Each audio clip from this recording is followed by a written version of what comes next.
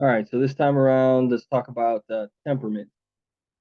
This is something that is part of socionics, but it's not talked about much. It's not focused on much. It's just seen as a little extra piece. It's just there, which I think is kind of a mistake. To me, temperament is very important, very useful, and in some ways, you could argue that it is the most useful component to typology, regardless of system. Doesn't matter. You could make that claim. I'm going to certainly make that claim. Now, temperament has been talked about in a lot of different ways, depending on which system you're playing with and however they want to write it up and focus on it. Okay, let's go back a little bit and discuss some of the basics on it. So, temperament, as you can see here, just a basic definition. What is it? What are we talking about? So, here, referring to a person or animal nature, especially as it permanently affects their behavior.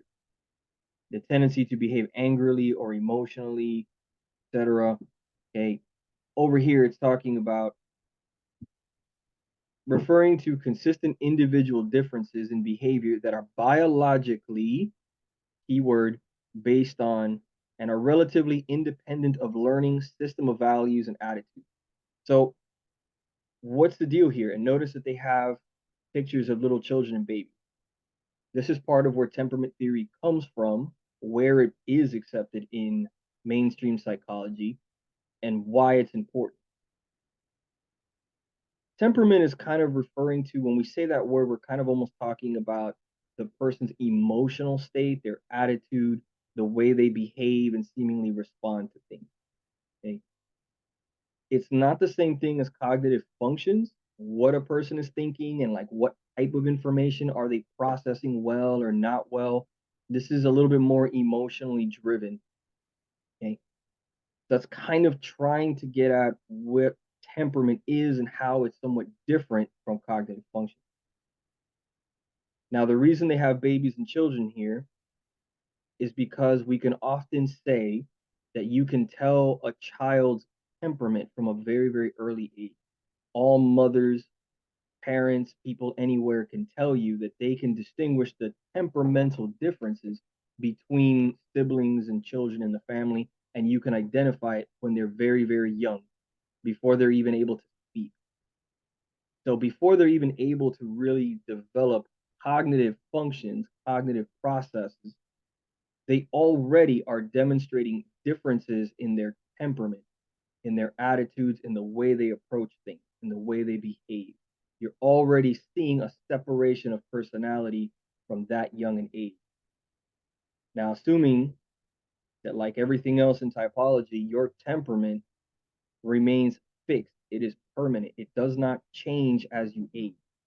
You simply grow and develop as a person and you learn how to behave according to societal rules and so on. So you make certain adjustments to your attitude, your behavior, your disposition, so on, right?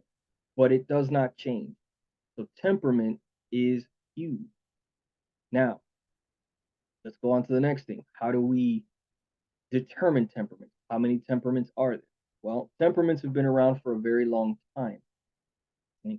There's different approaches that have been there. One of the most classic approaches has been the type that comes down from Plato and eventually Galen and so on. Plato was from the ancient Greeks, Galen from the Romans, and they all sort of came around to this four temperaments.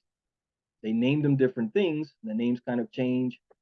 The descriptions change a little bit, but what's consistent is how it is seen, right? How the four blocks basically remain pretty consistent. Here's an image of, if I can, there we go. Boom. Get my stupid head out of the way. Okay. Here's an image of the old fashioned one that's been around forever. Comes down from Galen. The sanguine, choleric, phlegmatic, and melancholic. Okay, a lot of the names are coming from the four humors, which was just medical speak at the time. It's archaic as hell. It really is irrelevant for what we're trying to get at here, right? But these were what they were called, and you see the descriptions on it. Sanguine being sociable, charismatic, outgoing, confident. This is a more fun, optimistic, outgoing, very explorational like personality, but they can be too impulsive and reckless and maybe don't think it through enough. And cholerics, very ambitious people, very determined, very bossy and aggressive, but they sometimes are very rude, impatient. They're not tolerant of people. They're not very good with people and emotion. They're all about just getting things done. Right? Sounds very a lot of TE-ish almost sounding over here. Phlegmatics, people who are very relaxed, quiet, calm, content. They're not tremendously ambitious, not a lot of energy. They're just very steady. It sounds like what you'd expect from some SI or SJ type of personality.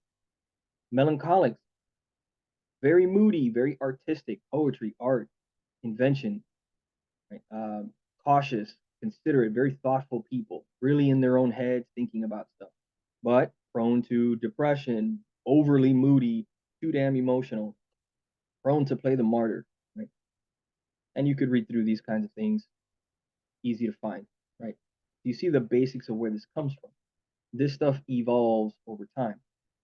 Now, we'll get back to this in a second. Let's talk about how this plays a role in socionics and what's going on in the socionics world in regard to temperaments. So let's come over to the World Socionic Society page, just because it has it very nice and simple. You can find this on any particular Socionics webpage you go to. Doesn't really matter. I'm just giving you a quick example. So here, temperament, if we can't read that, man, whatever, hopefully you can. So here, temperament. So Socionics talks about it. They break it down into 4 different temperaments also. And they say that you have linear assertive. Linear assertive essentially are all the EJ types. So you see here ESE, EIE, LIE, and LSE. And it correlates that as being part of the choleric type. This is the reason I was showing the sanguine cholerics and phlegmatics, so on, so that you see ahead of time what that's about, right? So that's linear assertive cholerics, the bossy, pushy ones. These guys over here. Flexible and maneuvering is the second temperament that they show on here. Essentially all the EP types, extroverted perceiver. They're associated with the sanguine type. ILE, SLE, SEE, and IEE. Okay, in other words, ENTP, ESTP, ESFP, and ENFP.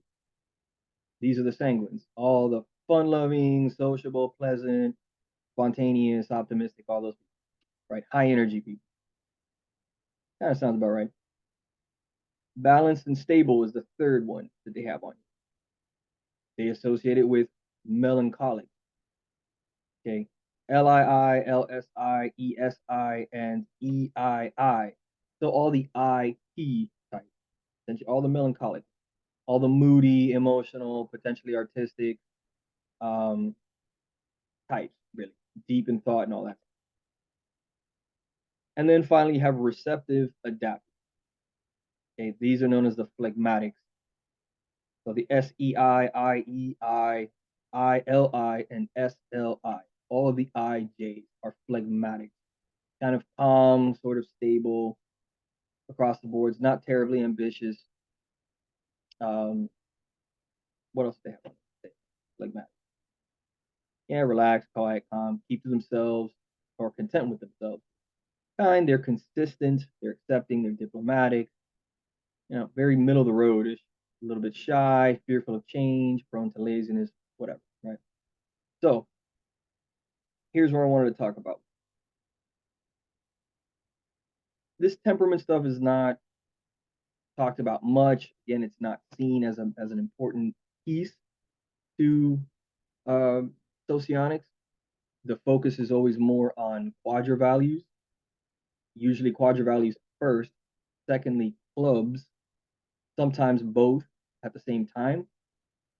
But a lot of times you'll see it more in that order where quadra is most important, clubs secondly, and then temperament is some like distant third or fourth or something. It's almost like just non-existent.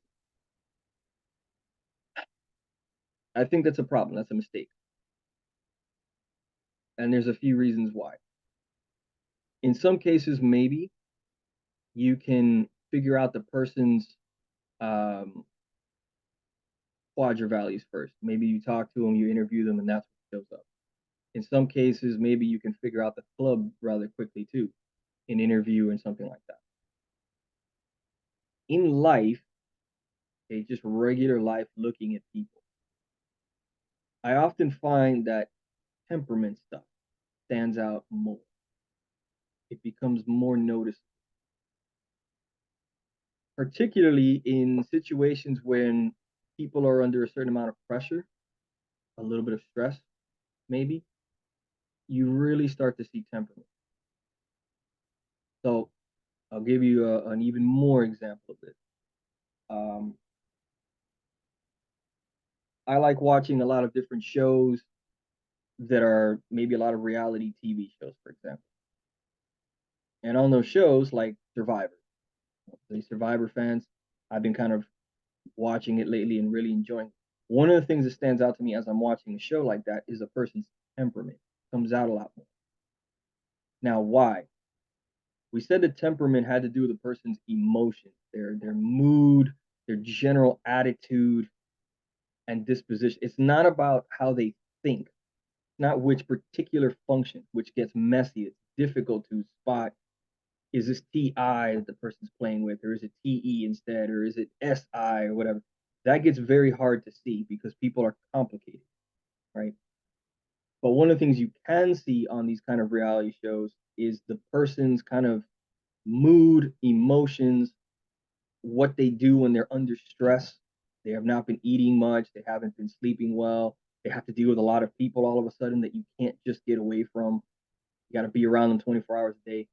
You very quickly start to see their temperament. You start to see who are the bosses, who are the controlling people who seem to want to tell everybody what to do, who are kind of moody, don't get people well, want to be assertive in some way.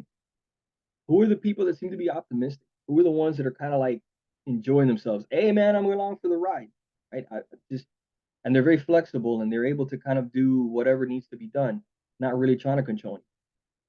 Who are the ones that do seem very just sticking to themselves, kind of moody, not really getting too involved? Who are people who are just steady and calm in the middle? They don't really seem to have many ups and downs. They're just there, right? And on a show like Survivor, on shows like Outlast, on shows that are more stressful, a lot of military things, which are important to me, people going through military training, people going through military things, people who want to try out for special forces selection process or Air Force piloting process, whatever. It's the temperaments that you notice a lot. You notice the moods, who's the moody guy? Who's the guy who is a pain in the ass under pressure? Who's the guy who just is not a team player? Who's the guy who's always whining and complaining about stuff? Who's the guy who seems to be positive, finds a way to make a joke about stuff, lighten the mood all the time, and is that guy that's providing that fun in everything? Who's the person who wants to be in control, who's super competitive, who's always competing with everybody, sometimes even fighting with people because they're so competitive, right? You notice those things relatively quickly and they can stand out more than being able to figure out what is the dominant function, what's going on there. Sometimes you can't tell, especially when you're in a situation where everybody's basically kind of doing the same thing, going through the same training, or they're doing Survivor and they're stuck on an island somewhere, and everybody's just there banging on coconuts and stuff like that. There isn't a whole lot to differentiate you in terms of your interests, your clubs, and so on. So you might see temperament really pop up. All right. So to me, the temperament stuff is very important. Now, here's my gripe with Socionics on this. If you look at this page, okay, and you're looking at what it says here for temperament, it barely says anything. It doesn't tell you much of anything at all. Here, look at the first one, linear assertive. It's an extroverted and rational type. All right, got it. So it's an EJ. And it'll tell you that possesses an expansive mindset over judgments, proactively and busily takes on things that ought to be done. They are dynamic, more about knowing how to change depending on the situation rather than having a stable approach. They want to revise and augment the ought, making it more effective. I don't know about you, but that's incredibly underwhelming. That doesn't tell me much. And it's not this page necessarily. You can go to uh, Sociotype or Wiki, so you can go wherever you want. It really, they don't tell you a whole lot more. They tell you here, though, that linear assertive correlates to choleric type. So now if you want to say, okay, I want to know more, what's a choleric type? What is this about? Because you didn't tell me much. You got to go to this old school stuff.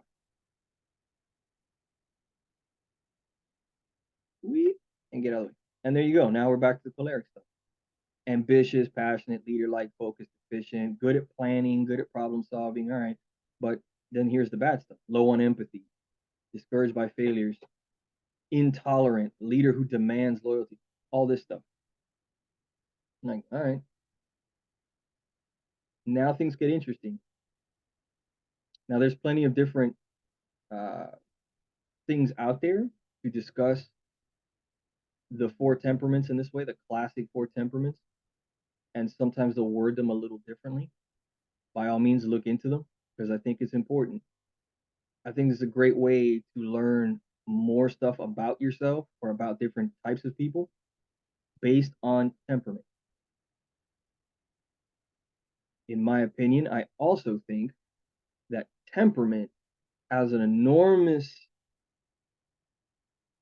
impact on how well you get along with people or certain types of people. In my view, this is just as significant, if not maybe even more significant than the intertype relation, the socionics intertype relation, duality seeking, and all this other. Why? Why do I make that statement? Duality seeking is really about, or intertype relations really. It's a nice little formula, it's a nice breakdown on how, in theory, your cognitive functions line up with certain other cognitive functions of other types. That is very helpful when you're creating a team. So if you wanted to make a 4-man team to go make a business or do something, ideally you'd make 4 people of your same quadra, and that would cover everything. The 4 of you would work very well together because your values are on alignment, and between the 4 of you, you're all covering each other's strengths and weaknesses. So it's a very well balanced team. Okay, for team purposes, for business purposes, that's great. But for your emotional, how well you like a person, how much fun you're having with a person, your romantic interest in a person, temperament goes a long way, especially on the romantic side. So for people thinking about duality and intertype relations um, for romantic purpose, how do I find my dual for this and that? I'm not as of yet convinced that finding your dual is really the most important thing. It's a good thing. Don't get me wrong. It can be nice to have a partner who plays well with you, who's a good team player. They're doing things that you're not doing. They're covering down on things that you don't want to do. But is it emotionally and attractively important? The most important thing, in my opinion, I'm not convinced that it is. I am more convinced that temperament is more important. Giving more weight to my statement, you have the work of Helen Fisher. Helen Fisher also came up with her own temperament. Okay, and hers is backed up by her own scientific research and is arguably the single most important bit of typology scientifically done as of yet. In other words, if anyone is interested in typology and you want something that has more science behind it, in my view, you cannot get around Helen Fisher's work. Hers is the single most important thing you should pay attention to. More important than socionics, more important than MBTI, more important than everything else. It just is. She has more research on it. And I've talked about that in a different video, which I can link to and show you. And here's another page that's talking about the 4 temperaments. Same one, sanguine, killer, blah, blah, blah, blah. And it goes on here. Dr. Helen Fisher's personality type, the explorer, that's the sanguine. The negotiator would basically be your melancholic. The directors would be your cholerics, and your builders would be your phlegmatics. Okay, more or less. It's not exactly a perfect one-to-one, but it's damn near close, as it says here, that it bears a striking resemblance to sanguine, phlegmatic, choleric, and melancholic, respectively. Okay, actually here they're putting builders as melancholic and negotiators as phlegmatic. Okay, so there you go. That's important. All right, having said that, this doesn't minimize the value of her original research.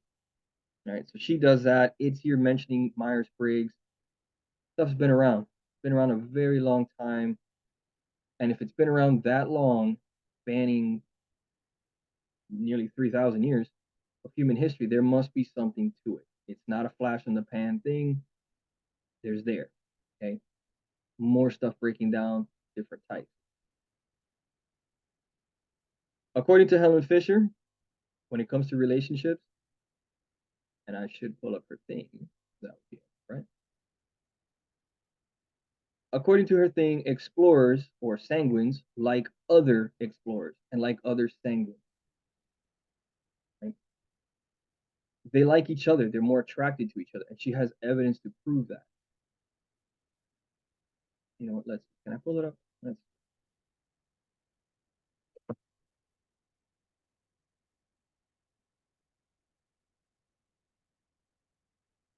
give a little example. You have an image, something useful. Just a bunch. All right. What's this? Click the first. Why not? Uh-oh.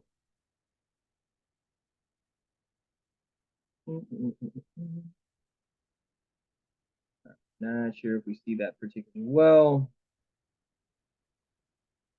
And not really sure how about like that? Wouldn't that be nice?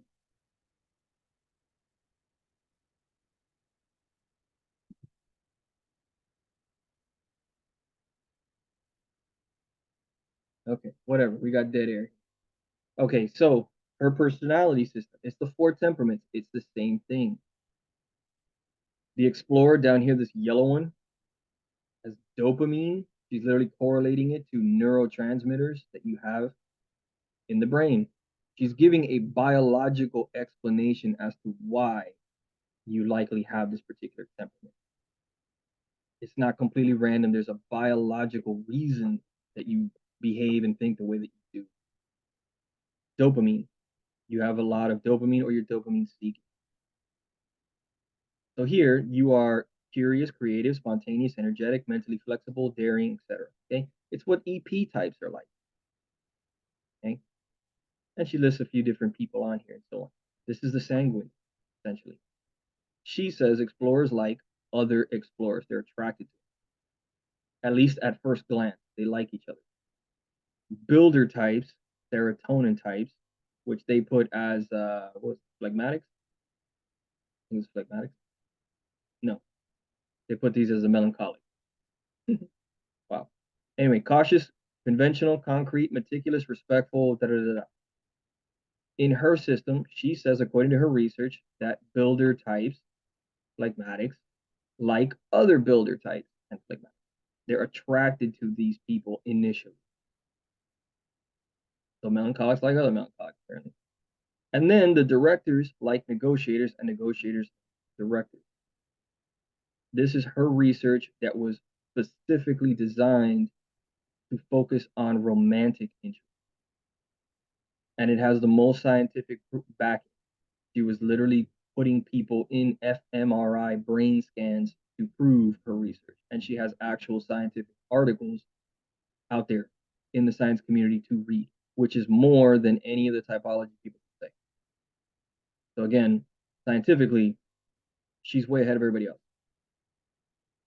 And this is what her research is saying. So in other words, you can just say, if you're looking towards romantic interest, that's your focus, and possibly by extension, just friendship and people you like, the temperament matters more than the dualities, intertype relations. Where intertype relations may be of use is just understanding maybe some of the cognitive functions that are involved and why you may get along with certain people or not, how you may work well together as a team or not, um, how best to put a team together.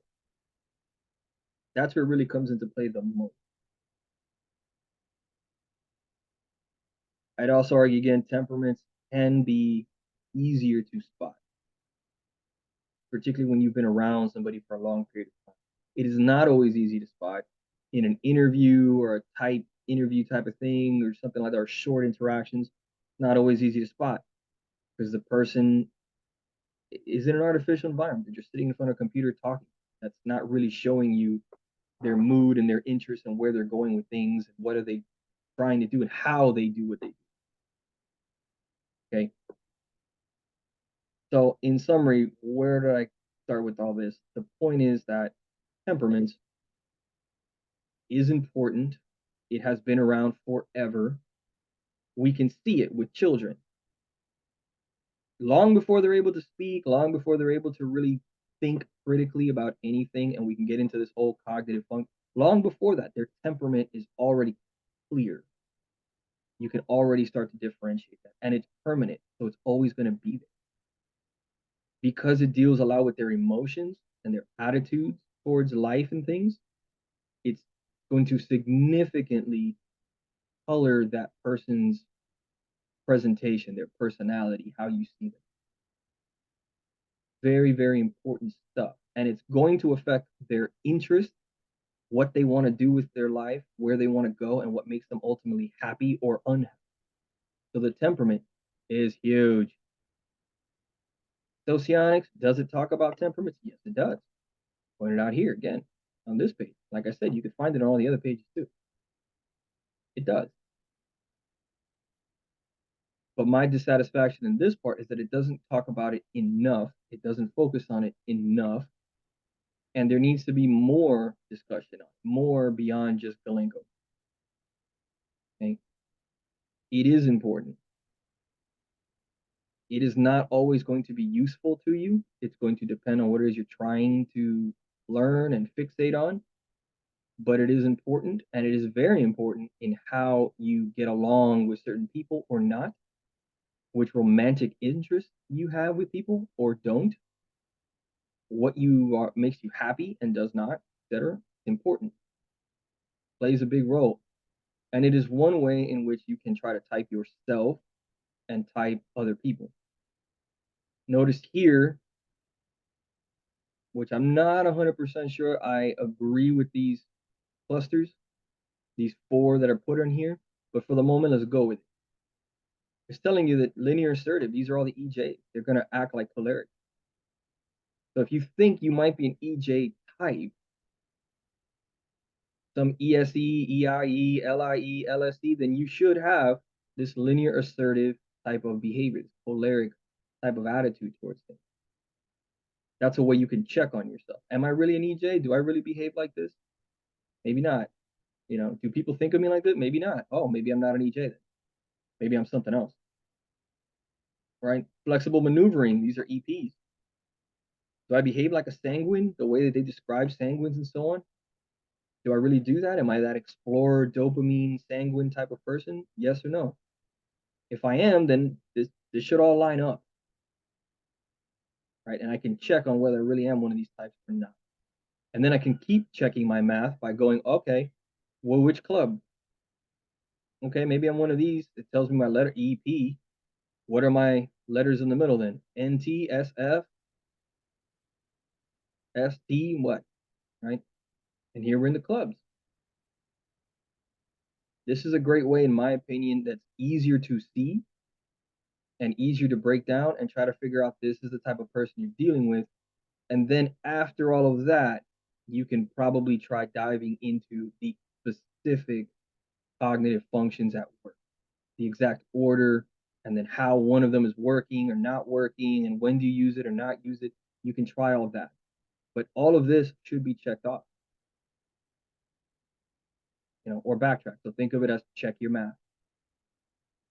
So I think this is good enough for now. It's more enough to get into. I think the temperament thing is important. Yes, there's Keirsey temperament sorter and his thing. He also dives into temperaments and was a big fan, but he takes in a different direction because he adds the 16 personality types into it. And then things get a little weird, I think, at that point. Okay? But essentially, he too was trying to kind of do temperament. I prefer to think of Keirsey's work as a little bit different. It's not quite lining up right. I would almost prefer to go towards the old-fashioned Galen style of temperaments with the sanguine and choleric and all that, or Helen Fisher's work, which again I think is the most important thing to focus on.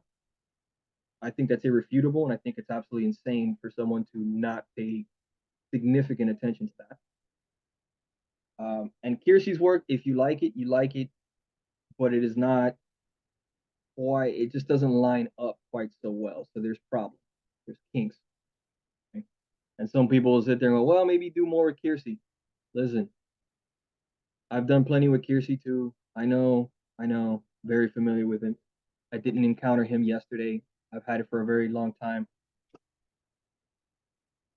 Okay, so that's just my take on it. Again, Keirsey's good stuff. There's certain things about him I like. I will talk about Keirsey specifically, just Keirsey stuff, in other videos later on.